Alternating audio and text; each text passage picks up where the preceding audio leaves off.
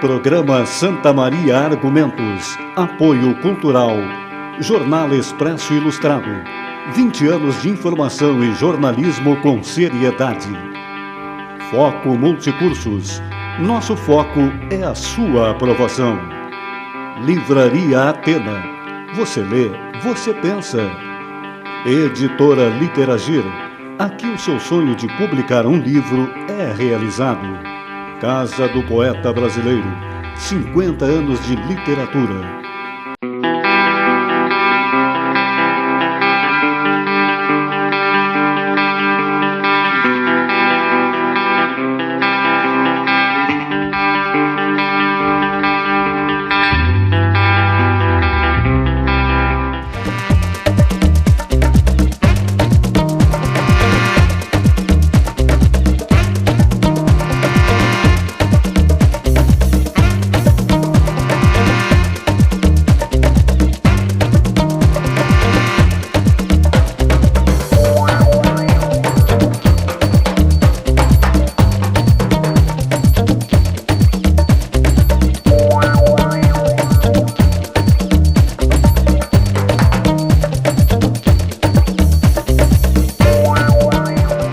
Olá, sejam bem-vindos a mais um Santa Maria Diálogos Culturais, um programa que se firma em nossa comunidade por demonstrar a nossa forte cultura de Santa Maria. E está aqui na minha frente, numa atividade muito interessante, o nosso querido Adé Castro, presidente da Associação Santamariense de Letras, presente no lançamento do livro O Farol da Solidão, do Alcir Cheuich.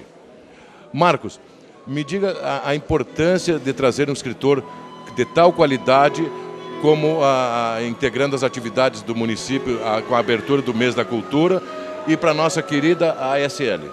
Na verdade, além da presença bastante massiva, né, para um sábado à tarde, né, a gente até nem esperava tanta gente, né? Então acho que foi bem interessante, porque a gente teve a oportunidade de ouvi-lo declamando O Navio Negreiro de Castro Alves com uma qualidade simplesmente extraordinária, né? A palestra que ele deu explicando o livro, qual é o processo criativo do livro, quais foram as justificativas, quais foram os motivos, quais foram as alegações para que ele pudesse escrever o livro, ou seja, justificando o livro, né? Nos dando assim uma visão bem interessante do processo criativo do livro e de outros livros. Então, o Alcir já é um amigo da academia, né? Já esteve outras vezes dando palestras, dando cursos, dando oficinas literárias, de forma que, em todos os sentidos, é interessante, né? Porque a academia não é apenas uma reunião de escritores, é uma instituição que busca produzir cultura, né? E colocá-lo à disposição da comunidade. Então, nós temos algumas pessoas que são da academia, evidentemente, mas a maioria esmagadora das pessoas presentes são pessoas da comunidade. Ou seja, é a academia produzindo cultura, trazendo autores, e nós sabemos que muitas vezes isso é difícil, né? Porque tudo isso tem um custo também.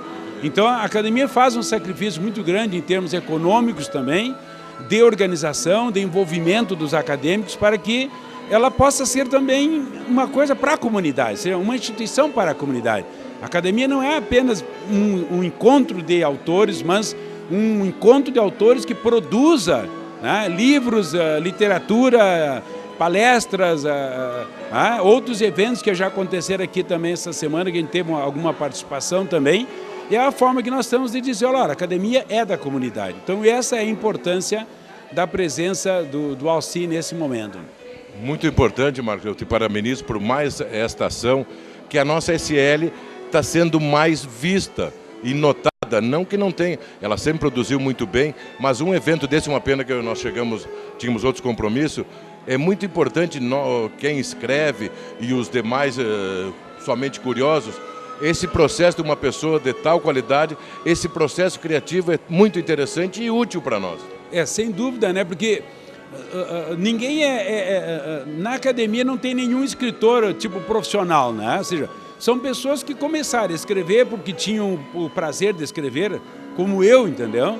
Que sempre de uma certa forma ou de outra escrevia, né?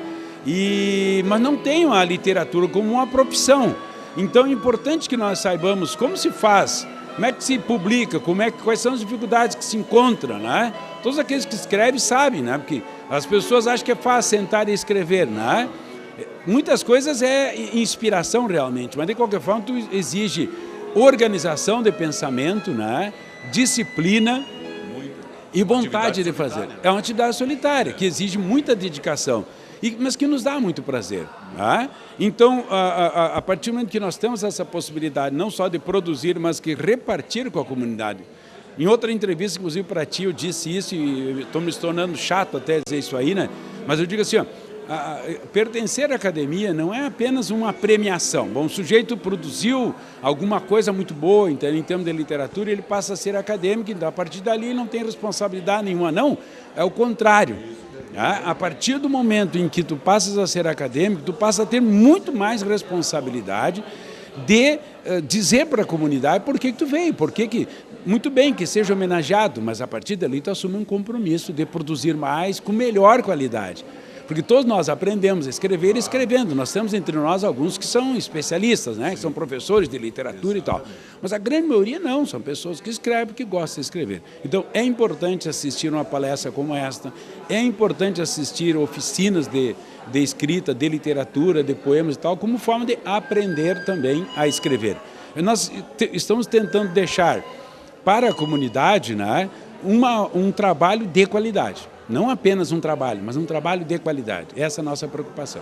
Mais uma vez, meus parabéns, sempre é um prazer falar contigo e obrigado por participar do nosso programa. Muito obrigado. Obrigado pela oportunidade que está sempre aberta, né? Estamos à disposição.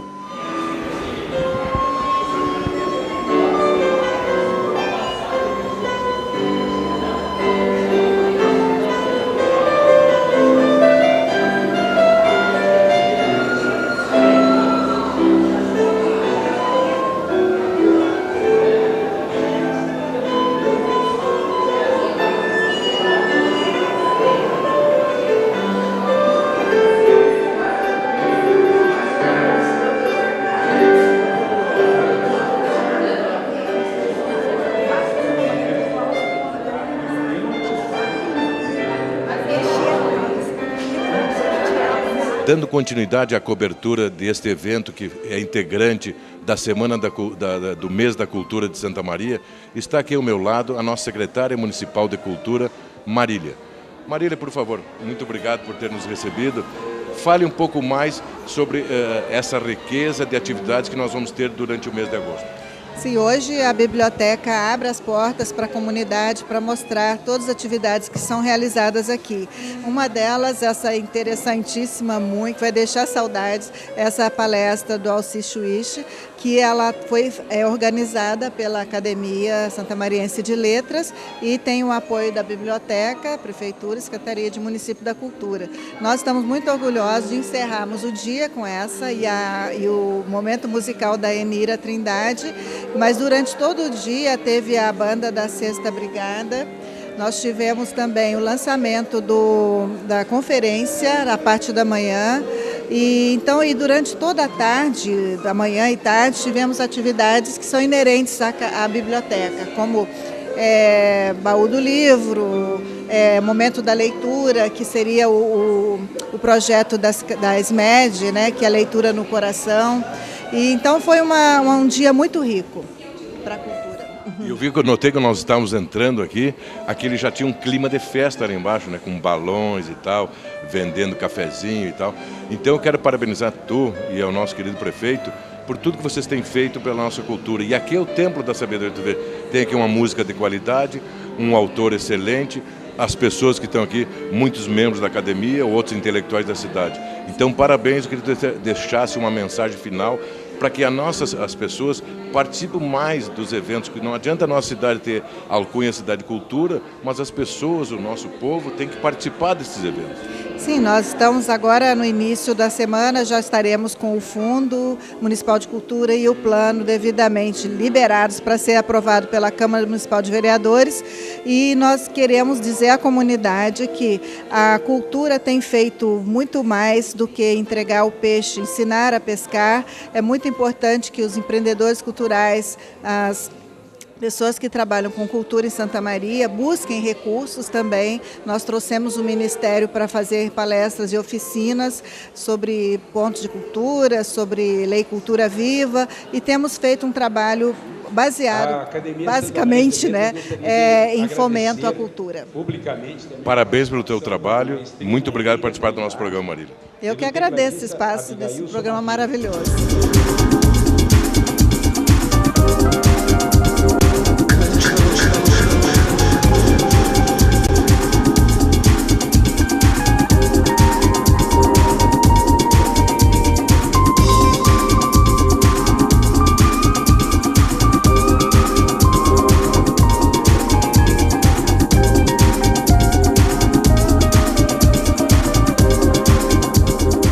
Estamos de volta na cobertura do lançamento do livro O Farol da Solidão, do conhecido escritor e respeitado Alci Cheuichi. Primeiro, quero desejar boas-vindas à nossa cidade, que é uma cidade que tem alcunha de cidade cultura, e é muito importante ter gente com o teu nome e com o teu brilhantismo. Pena que eu cheguei atrasado, mas eu vi excelentes comentários sobre a tua palestra. Sem dúvida, Santa Maria, que já madruga na literatura, quando por aqui passou Saint-Hilaire. E 1821, se não me falha a memória, e já prognosticou um futuro maravilhoso para essa terra. Eu me lembro das chegadas aqui quando criança de trem, não é? E depois, evidentemente, essa magnífica universidade que deu uma lição para o Brasil de interiorização do ensino e da cultura. Mas se eu quisesse uma outra prova, eu encontraria aqui mesmo, porque num sábado, às 5 horas da tarde, todos os lugares aqui estavam ocupados. E ocupados por quem não é desocupado, por quem tem realmente o que fazer, muitas pessoas importantes dentro da comunidade. Eu quero agradecer por esta belíssima reportagem, não é? E eu me sinto sensibilizado não só porque se trata do meu livro, como é um espaço que se dá à cultura e à literatura. Eu acredito que o Brasil ele precisa, em todos os seus recantos, não é, pensar um pouco mais nas suas próprias raízes, na sua cultura. E eu não sou desse que digo, porque tanto futebol, porque tanto... Não, pode ter muito futebol, muito samba, mas também porque fazem parte da nossa cultura, mas mais espaço, como este que Santa Maria dá, que vocês dão. O Farol da Solidão é um livro do qual eu me orgulho muito, porque é um livro, um romance, em que eu crio um personagem forte, um personagem negro, que não é para ter pena dele, não. É para respeitá-lo culturalmente, respeitá-lo como ser humano e entender que ele faz parte de muita gente semelhante no Brasil, que encontrando dificuldades, porque no Brasil nós tivemos, ao final da escravatura, não é? Houve muito proprietário de escravo que até bateu palma, porque não precisou mais cuidar nem de velhos, nem de doentes. Não é? E não houve, como queriam, não é? Queriam algumas pessoas da época, mas vamos, tem tanta terra no Brasil, porque aqueles que sabem trabalhar a terra, por que não entregar a terra para eles? Então, não é fácil, muitas vezes, para pessoas, como também descendentes de índios, e eu tenho orgulho de ter livros, não é, valorizando as 3 principais, não é, raças, etnias do Brasil. Outro dia eu cheguei numa escola e estava lá o Sepete Araju, Farol da Solidão e Nos Céus de Paris, a história dos Santos Dumont. Então, o que nós queremos? Nós queremos, acima de tudo, que, como disse na palestra hoje, uma vez eu estava na Sorbonne assistindo uma conferência, a França país do meu coração, vivi 3 anos lá, e um professor da Sorbonne disse, você é brasileiro? Eu quero fazer um elogio ao Brasil. Eu digo, o que será que vem? E ele diz, porque tem os estereótipos, né? Ele diz, é o maior país do mundo, não só um dos maiores em extensão, mas é o maior país do mundo de integração racial. É verdade. Integração das mais diferentes etnias. Aqui se vê um sujeito com cara de japonês, com nome japonês, e brasileiro. Pele mais moreninha. E brasileiro por convicção. Não é? O Rio Grande do Sul, veja, com essa riqueza toda, não é? As missões guaranis, os guaranis aqui, em 1750, quando começaram a derrubar as missões guaranis, há mais de 100 anos não tinha um analfabeto nas cidades missioneiras. Sim, um trabalho fantástico, admirado. Fantástico, de educação, fantástico. E depois nós tivemos, então, e aí os açorianos, não é? Os alemães, os italianos e diversas outras minorias, como o meu lado, Cheuíche é um nome libanês, não é? E eu sou, por parte de mãe, sou Silva Tavares, gente que estava lá na Guerra dos Farrapos, não é? Vargas também, por parte da minha avó, da mesma linha do Getúlio. Quer dizer, e daí? Aí um dia o meu pai diz assim, e índio charrua também, porque nós tínhamos um tio bisavô que só falta botar uma peninha aqui atrás. E se tiver sangue de negro, também vou ficar muito feliz, porque o que nós queremos? Nós queremos honrar realmente, não é, o ser humano onde ele estiver. Nós só podemos entender, eu pessoalmente tive ótimos professores, eu só posso entender a arte, a ciência, a serviço do aprimoramento das nossas relações humanas.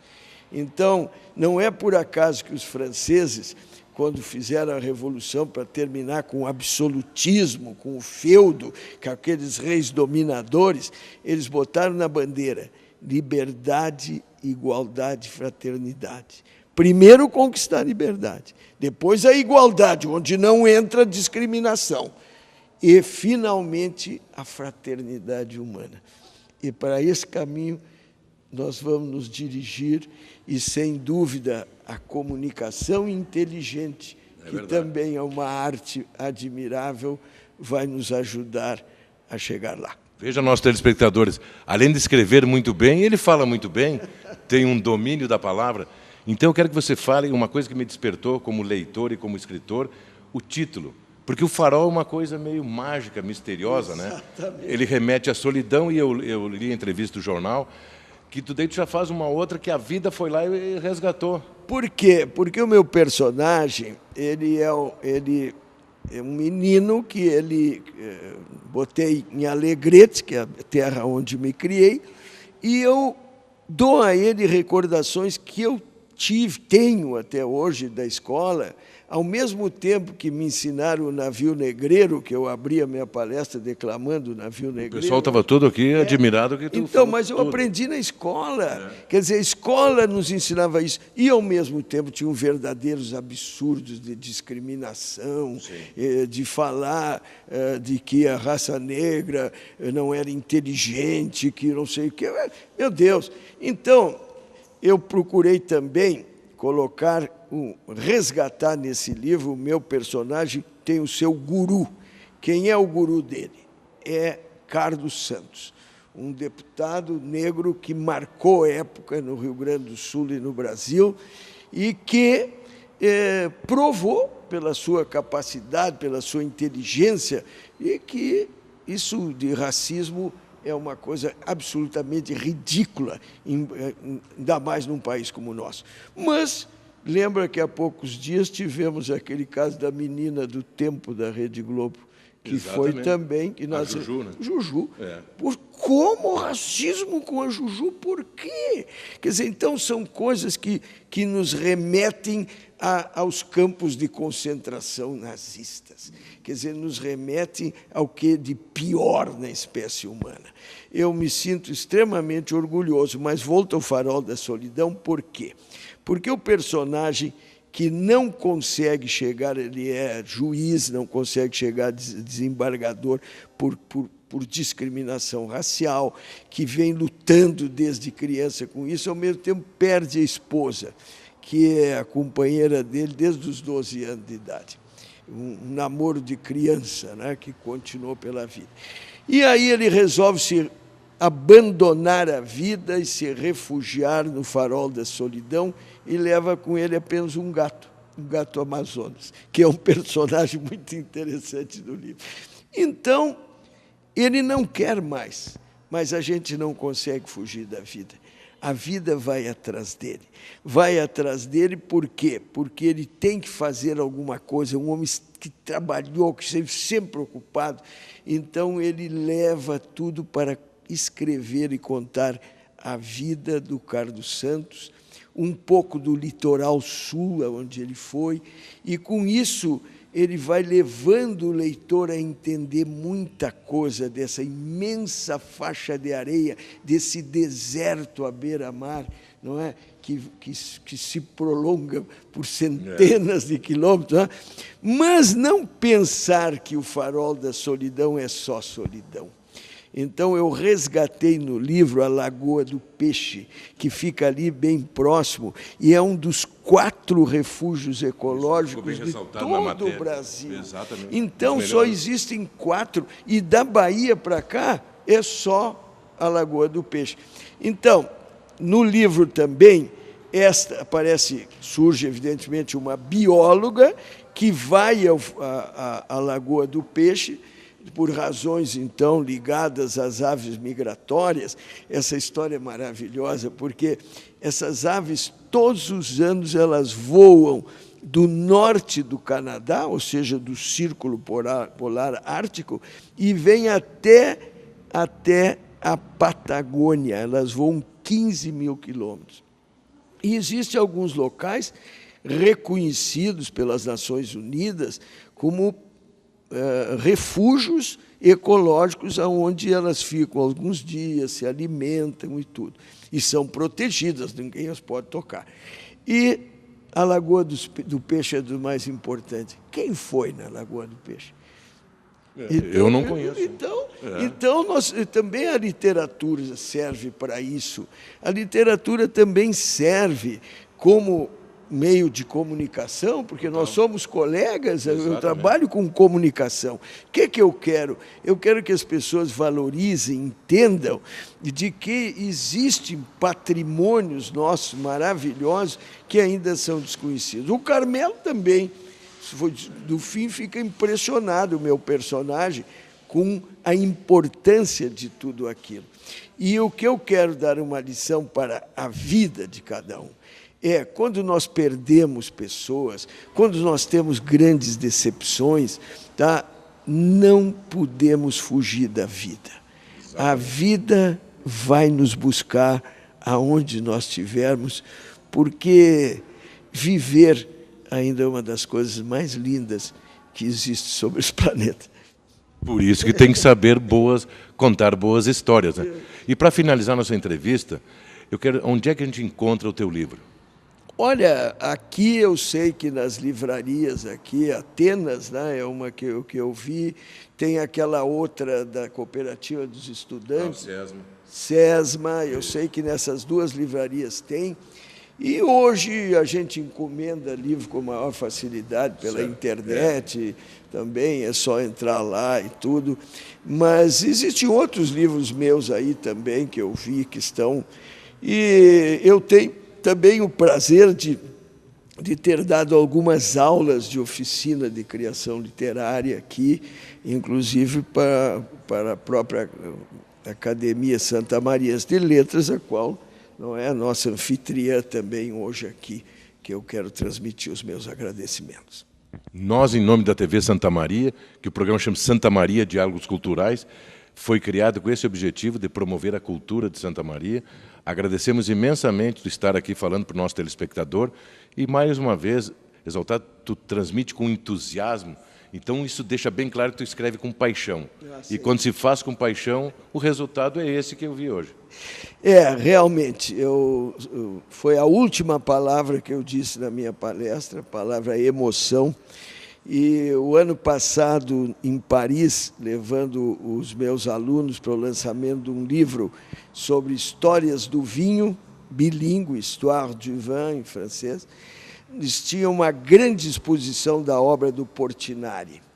E tinha uma frase do Portinari assim: todas as técnicas são importantes, até indispensáveis, mas se anulam se não houver emoção.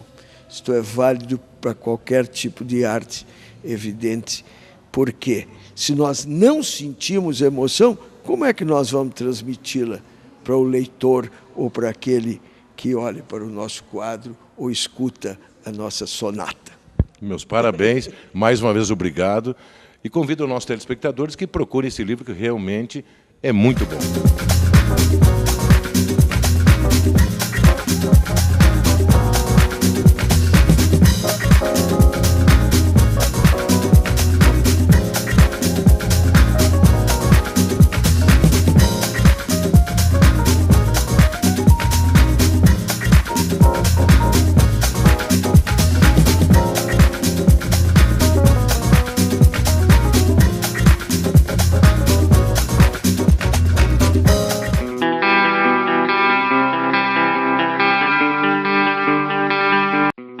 Programa Santa Maria Argumentos. Apoio Cultural.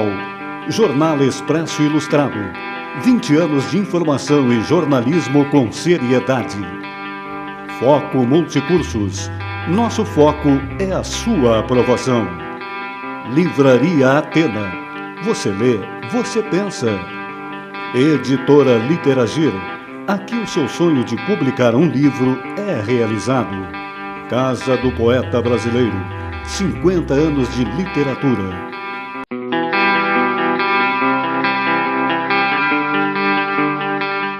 Olá, estamos voltando com o nosso programa Santa Maria Diálogos Culturais.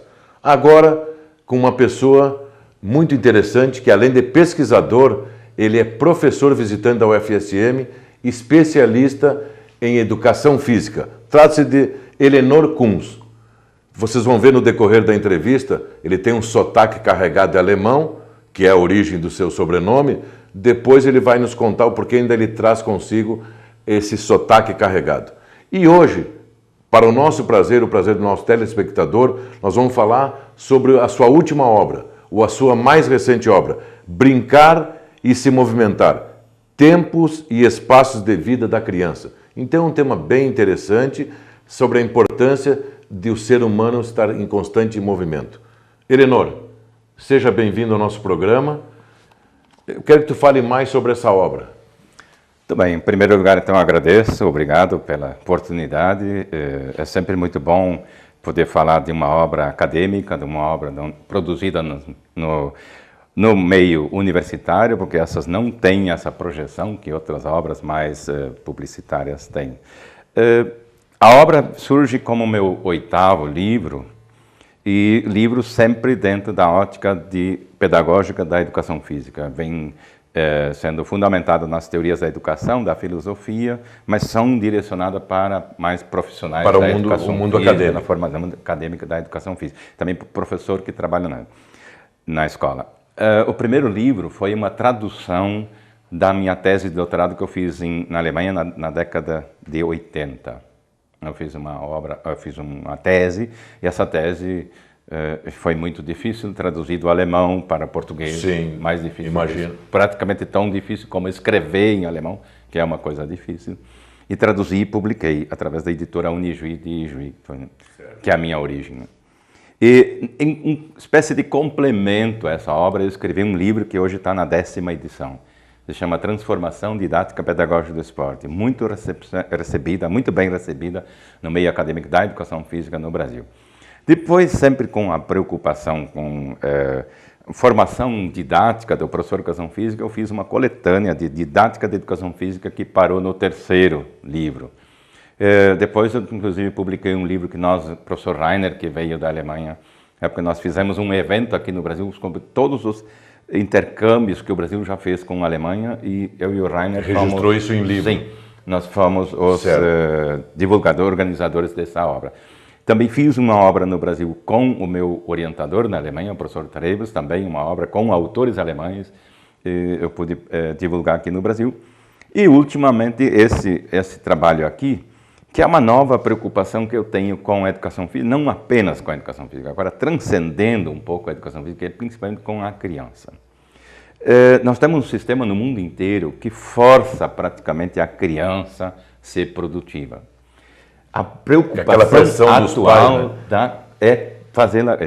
Pais, professores, todo mundo tem somente um olhar para o futuro da criança. E ninguém mais consegue ver a criança quem ela é. Ela viveu o seu presente. Quem ela é. Viver o seu presente bem. E realmente o que ela é no seu presente. Isso nem os especialistas. E quando a gente vai olhar para especialistas sobre crianças, profissionais são da psicologia, da pedagogia, da sociologia, da antropologia, da história, mas todos eles com o seu olhar, seus óculos da sua disciplina.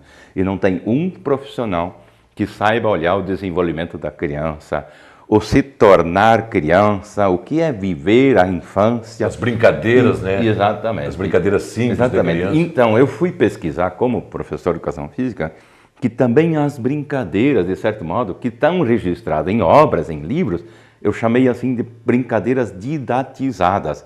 Servem para finalidades. Essa brincadeira serve para desenvolver a cognição da criança. Essa aqui melhora a motricidade. Mas não evita, né, de que ela tenha prazer nesta atividade. Exatamente. Então, isso eu percebi, não é a brincadeira da criança. Sim. Não é a brincadeira da criança. É o brincadeira inventada pelos adultos para tornar a criança melhor. O que é tornar a criança melhor para o adulto? Mais produtiva. Sim. Que não pode ser feliz para ela, né? Exato. Então a criança não brinca mais hoje. Exatamente. Não brinca mais. E nós no Brasil criamos um sistema de colocar a criança cada vez mais cedo, mais precocemente na escola, que eu considero um problema. Vai ser ainda um grande problema no futuro. Eleanor, daí a criança fica com uma agenda, às vezes uma criança de 7, 8 anos com uma agenda tão lotada quanto de um adulto. Falaste certo. Às vezes mais. Exatamente. Porque existe hoje o chamado gerenciamento infantil. Que as pessoas já têm, assim, profissionais contratados para levar a criança às 8 horas da manhã para a escola. Às 2 da tarde, para o balé, para o piano, para a natação, para o tênis, para as aulas de inglês, só que computação. Todos se esquecem que a melhor parte da vida da pessoa, que é o início, é viver a infância. É viver a infância. É brincar, elas sorrir. não têm mais a oportunidade. Existe um registro, por exemplo, do TC Santa Catarina, um jornal nosso lá de Florianópolis, que fez uma pesquisa só em Florianópolis e encontrou famílias que colocavam suas crianças, além da escola, em mais 7 atividades. Bom. Quer dizer, é uma agenda muito mais lotada que o adulto. Claro. E isso isso está acontecendo. Agora, deixa eu só explicar uma coisa. Por isso o livro. Sim. Em primeiro lugar, denunciando e mostrando o que é a real necessidade da criança. Vou brincar e se movimentar, vou tentar explicar. Veja, então isso vem acontecendo. As crianças vivem sob pressão. Pressão constante. O que estamos vivendo isso? E a tendência de aumentar? Porque elas estão dando conta. A criança está dando conta disso. Ela está se sobressaindo bem. Isso que é o mais preocupante, né? Muito mais preocupante. Exatamente. Porque hoje já existem registros, e eu conheço pessoalmente, pais que tinham crianças no jardim da infância, com excelente nível. Criança que sai bem, e hoje nós estamos uma ênfase muito grande nos jardins de infância, nas creches. Exato. Então, a criança que ali já são escolarizadas. Então, quando vão no primeiro ano da escola, realmente escola, eles já sabem tudo. Então, mais um motivo a mais para que os pais coloquem essas crianças em outras atividades, reforçar a escola. Sim. Computação em inglês e outras coisas mais importantes. Crianças, pior de tudo, elas dão conta disso. As crianças são geniais, elas se saem bem. Então, vão no jardim de infância e já aprendem tudo. Primeiro ensino fundamental, se saem super bem. Fazem ensino médio, melhor ainda. Isso. Fazem o quê?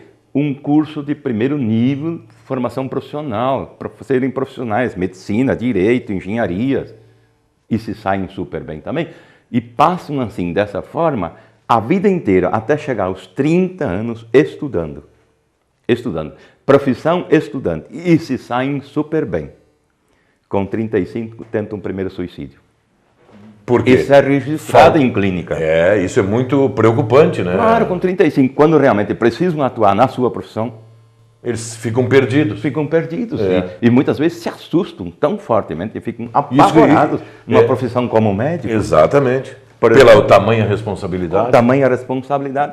Porque até lá foram excelentes, incentivados, eles nunca foram Mas eles. enquanto era só no campo da teoria. Né? E não eram eles. Exatamente, eram forçados a isso. Um campo enorme de influências de pais, de professores, de amigos. Pô, mas tu é o cara, tu é a figura, tu é a pessoa. E vai, e vai, e vai. Só que na hora que ele tá sozinho, hora que ele se cai, agora eu tenho que mostrar que eu sou o cara. Que eu sou... Aí falta, por isso que eu quero te parabenizar pela qualidade desta obra. Aí faltou aquela base que tu tem que ter desde criança. Criança tem que ter momentos, ela pode ter seus compromissos, claro que pode, mas ela tem que ter momentos que ela tem que viver a infância. A infância. E o que é viver a infância? Aí é que está. Nós, nas nossas pesquisas, nós estamos levantando e mostrando tempo para brincar. Exatamente. Tempo para brincar. A criança precisa o tempo para brincar, mas não um brinquedo dirigido ou com objetivos. Brincar espontaneamente. Livre e espontaneamente. Muito bem. Livre e espontaneamente. Nós temos uma obra principal que a gente utilizou, não é a nossa referência principal, mas é uma obra que um autor prêmio Nobel chileno, juntamente com uma professora, grande pedagoga alemã de Munique, Gerda Zöller e Humberto Maturana, escreveram. Tem o lindo título de Amar e Brincar. Tempos tu vê como é perdidos da evolução humana. Mas daí evoluem, querem que uma evolução seja tão rápida, mas esquece do básico. Esquece do básico. Porque isso estamos falando, por exemplo, parece que é uma coisa tão simples, que é brincar, e os pais esqueceram que ficam tomados por essa parece quase sandice, que tem que ser o melhor, tem que ser isso, tem que ser aquilo, e esquece, a pessoa pode ganhar prêmio de tudo que é coisa, agora se ela não tiver o seu interior fortalecido, não adianta, e começa tudo, é que nem o alicerce de uma casa, começa lá no alicerce, quando é criança. Então, ela precisa brincar, isso também.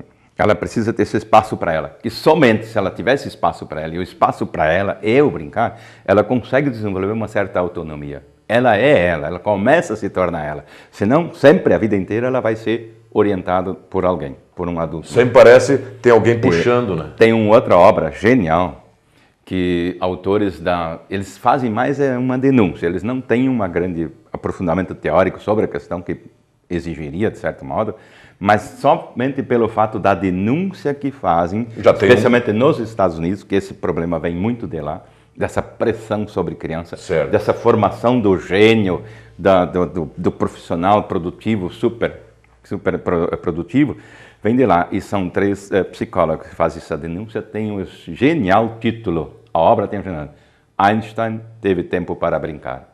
Muito bem. Então, por ali... E uma outra obra que também nós mencionamos bastante e usamos muito no nosso trabalho, foi uma obra de um pesquisador inglês chamado Honoré. Ele fez uma pesquisa no mundo inteiro e o título da obra dele se chama Criança sob Pressão. E ele fez pesquisas, inclusive no Brasil também, de como as crianças estão cada vez mais, inclusive no terceiro mundo, onde a criança ainda no países menos... Sim, ainda não está com aquele... Como as crianças que sempre tinham muito mais tempo, pelo menos para brincar, não tinha escola, e hoje estão todos voltados para a escolarização precoce, na produção de crianças produtivas, úteis para a sociedade e para o mundo. Ele encontrou lugares, como por exemplo na Austrália, ele encontrou criança de 3 anos para se comunicar com a mãe, para, por exemplo, ir almoçar, jantar. Uma atividade simples, né? Era por mensagens de celular. Um absurdo. 3 anos. Viram-se crianças com 3 anos se comunicando com os amiguinhos, com as amiguinhas, por computador, por e-mail, por Veja bem as consequências, né? Além da... As consequências são graves, já sabe, são a formação, a criação do homem solitário. Exatamente. O ser humano vai ser cada vez mais solitário. Quando vai chegar na frente de uma outra pessoa para ter uma conversa olho no olho, aí terminou a pessoa, né? Não sabe. Dá uma tremedeira e não sabe o que fazer. Isso. Então isso já é um problema terrível. Acho que para a humanidade inteira, isso não é coisas de Brasil, dos Estados Unidos, da Europa, é do mundo todo. E seus malefícios da alta tecnologia, né? Exatamente. E nós não somos especialistas para falar, mas nós já conhecemos um dos grandes, terríveis problemas, malefícios da humanidade, uma doença terrível, que não escolhe classe social, não escolhe idade, gênero, nada disso. É a depressão. Sim, que hoje é uma quantidade. Eu estava lendo um artigo. A depressão? Se você for analisar, provavelmente crianças que nunca tiveram infância. Exatamente. Nós não somos donos da verdade, mas a gente tem, até pela nossa experiência de vida, tu deduz que seja isso, que se a base faltou, né? Então eu quero te parabenizar pela qualidade da tua obra e tudo isso que tu nos trouxe, um assunto relevante. E eu gostaria, porque muitos pais que estão nos assistindo, devem estar sabendo, mas onde é que eu encontro esse livro? Ou ele está só restrito ao meio acadêmico, ou lá a Dona Maria, que tem um filho, está preocupada, ela pode encontrar isso aonde? Sim. Vamos dizer assim, ele tem uma divulgação um pouco restrita, porque vem de uma universidade, de uma editora universitária. Certo. Então, a distribuição é muito ainda nos meios acadêmicos. Okay. O livro realmente não se dedica apenas a profissionais, e muito menos profissionais de educação física, mas os principais agentes sociais de colocar a criança sob pressão são os pais. Exatamente. Existe a concorrência, o filhinho da vizinha já está estudando inglês e computação, então o meu também tem que... Então ele já nasce sempre numa constante disputa. Exatamente. O esclarecimento fundamental para pais também. Exatamente, por isso que eu te disse. Porque o objetivo do nosso programa é esse, é divulgar obras que tenham relevância para a comunidade. E eu te parabenizo novamente, porque é um assunto muito interessante e preocupante. Então, eu fico feliz que tenham pessoas da tua qualidade que estejam pesquisando isso para dar uma luz, pelo menos, não que vai solucionar o problema, mas pelo menos dar uma luz aos pais, que às vezes fazem isso também. É evidente que eles não querem o mal para seus filhos, mas nessa constante pressão que é a vida moderna, acaba causando um grande prejuízo aos seus filhos. Exato. E eu já mencionei, né, algumas obras que falam, a minha obra não é a única, e também no Brasil, essas obras que eu mencionei são de estrangeiros, mas no Brasil existe muita literatura questionadora dessa forma de educar crianças, existe, né? Mas são raros e não conhecemos, não posso dizer, porque nessa pesquisa eu não tenho, mas talvez seja a única obra que aponta o que é necessário. A imprescindível necessidade da criança brincar. Essa eu não conheço outra obra. Assim. Fala-se muito que a criança precisa brincar. Mas essa, pelo menos no teu conhecimento, esta obra é a única. Eu acho que sim. Porque quando se fala em brincar, as obras que eu conheço, fala-se brincar para isso. Porque é bom para isso. Eu não estou mencionando nenhuma vez que brincar é bom para alguma coisa. Claro, brincar claro. É o fundamento de vida da criança. E eu construí esse trabalho não só com brincar, porque o brincar já deixa um entendimento um pouco... já está indicando que uma atividade inútil, sim, para a criança é necessária. Mas o brincar e se movimentar. Que no se movimentar, eu coloco também outras atividades importantes que muitas vezes não são, uma série de coisas, não são entendidas como brincar. Por exemplo, pintar. Eu chamo isso no livro, que o pintar é o diário de vida da criança. Exatamente. O diário de vida da criança é pintar. Mas quando ela pinta, ela se movimenta e brinca. Isso. Então não existe uma separação muito grande entre brincar e se movimentar. A criança está sempre se movimentando. Sempre. E quando está se movimentando, está sempre com a ideia de brincar. Mas ela é bloqueada na sua forma. E ela tem que fazer algo mais produtivo. Para ficar melhor ainda, eu vou falar para vocês rapidamente que o Helenor, além desse pesquisador fantástico, e com um tema sério, objetivo e de grande valia para nós todos que somos pais, ele é um mestre cervejeiro nas horas vagas. Me fale um pouco rapidamente, que estamos encaminhando para o final do programa, essa tua paixão pela cerveja. Pois é, praticamente continuando com o tema do brincar, o meu brincar, minha ludicidade, minhas atividades de lazer, realmente, é brincar de fazer cerveja. Aqui em Santa Maria, meus colegas, meus amigos estão me cobrando muito para realizar essa atividade, eu não consegui fazer ainda. Falta de instrumentos e falta de outras coisas, mas em Florianópolis eu tenho feito com um colega meu, E ele realmente investiu e está com uma cervejaria. Um brinquedo mais sério, né? Um brinquedo mais sério, investiu como comercialmente. Não. Mas para mim, assim, uma das coisas mais básicas, então, para entender de cerveja, nós no Brasil não temos cerveja. Então, para que esse programa fique cada vez mais didático e dar uma grande informação, o que é o básico que tu disse, tu como alemão, de origem alemã, conhecedor, o que é o básico para definir eu como degustador, saber que uma cerveja é boa? Assim, a cerveja é mais ou menos que nem um suco de laranja espremido na hora. Ok. E um quisuco. A maioria da nossa cerveja é o quisuco. E o que nós fabricamos, que a gente chama de cerveja artesanal, é um suco de laranja, que vai dentro da Lei de Pureza Alemã de 1516. Lei de Pureza Alemã de 1516, onde só vai 3 ingredientes: água, lúpulo e malte. Esses são os 3? Malte, água, lúpulo e o fermento hoje, que a primeira lei na Alemanha, de 1516, só iam esses 3 ingredientes. Depois, com a evolução... A fermentação ia ao natural, assim, levava meses para ficar pronto uma cerveja. Hoje a gente usa um fermento natural. Porque pela escalada industrial para ter... É tudo natural, tudo natural. O problema nosso é que para fazer uma cerveja artesanal aqui no Brasil custa muito caro, porque nós não temos nem o malte de cevada. Sim. Temos que importar. Lúpulo, temos que importar. Levedo, temos que importar. Já entendi, fica uma brincadeira gostosa, mas cara. Então tu vai se comprometer agora no programa comigo. Pronto. Quando tu voltar para Santa Maria, numa próxima entrevista, tu já traz uma cerveja dessa. Não precisa trazer uma caixa, só um pouquinho para nós provar. Achei que ia me comprometer de fabricar uma, porque meus amigos já me cobram suficientemente. Então, mas um dia eu farei, com prazer. Então, o telespectador, você que ficou interessado por esse tema, pesquise na internet Eleanor Kunz, com Z no final, ou na editora da Unijuí, que vocês saberão mais detalhes dessa obra. Agradeço a tua presença, muito obrigado, o tema realmente interessante e até a próxima semana.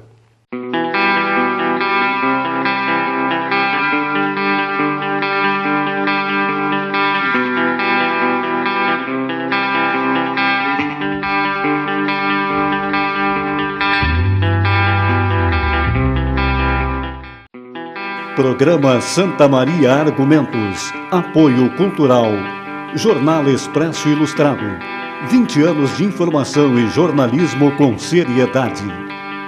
Foco Multicursos. Nosso foco é a sua aprovação. Livraria Atena. Você lê, você pensa. Editora Literagir. Aqui o seu sonho de publicar um livro é realizado. Casa do Poeta Brasileiro, 50 anos de literatura.